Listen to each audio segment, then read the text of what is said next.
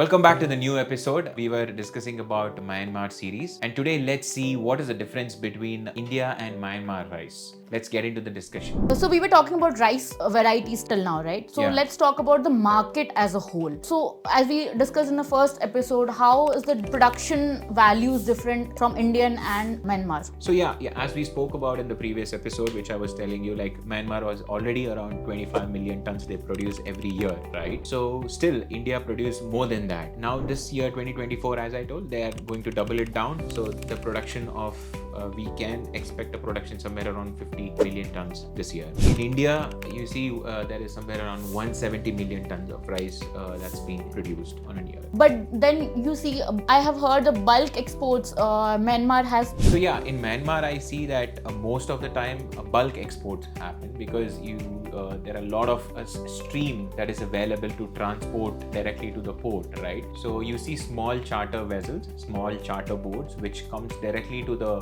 rice mill. There are barges. They have 2,000 ton barges as a minimum barge, and also there is 5,000 ton. This can directly come from the port. It can go to the mill. So mostly a lot of business exports from Myanmar happens in bulk than containers. So how different is the export market from India and Myanmar? Like how is big India and Myanmar market is? So if you see Myanmar market and export market, it's somewhere around 2 million tons they produce for exports. In the last year, if you see, they have exported somewhere around 2 million tons worth of $783 million worth of exports have happened in Myanmar rice. So what do you think about the export market? Or like we export from India, similarly Myanmar is exporting from its country to China and etc. So how do you think, how big is the market? So if you see difference between Myanmar market and Indian market, India market is doing somewhere around 10 billion, and then Myanmar market is somewhere around 783 million as of now. And in terms of volume, of course, Myanmar, they are doing somewhere around 2 million tons per year. Great.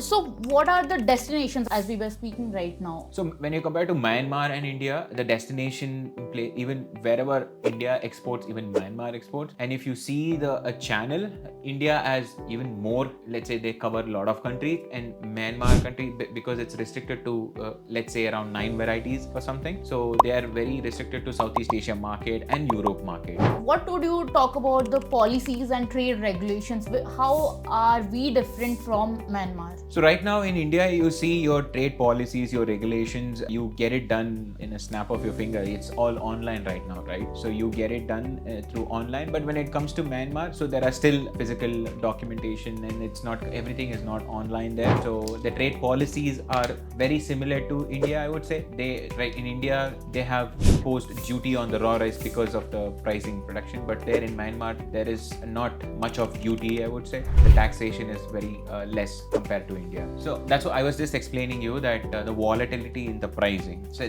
we have seen the price in India. Recently, we have seen very high volatility in the rice prices, right? But in Myanmar, it was not like, it was always, Myanmar also had high volatility. It's not that they had a very stable market. And also when it comes to exports, India's exports were at least stable. It's not very high volatile when it comes to domestic market. So Myanmar is also very similar. It is high volatile in domestic market. The price keep fluctuating now and then. But at this point of time, we see very good things happening from Myanmar, and then few restrictions are taken out for exports. Their government and military is supporting export more and then get USD into their country. So now the rice ban happened here, right? So even we were looking into Myanmar as a sourcing market because it's huge. Right. So how do you look into that? Does any exporter from India can directly enter into Myanmar market and start exporting from there? So it's not like that. See, when it comes to a different country, it's not that one person sitting here and he can just directly export from there, right? So in that terms, Myanmar is actually welcoming people to open up entity in Myanmar and then start their business. In that case, if you see, it's a good thing to do it, because as of now in India, raw rice is banned, and then you never know up to how long this is going to take. Unless and until the domestic market is settling down, the government will not release a restriction on it, right? So Myanmar gives a lot of opportunity for exporters to go and explore it. And then first thing is that if you are already occupied with a lot of raw rice exports and you are an expert with raw rice, definitely you should have a Myanmar entity to export raw rice from there. With this, let's end up here, and then for more interesting facts, catch you later.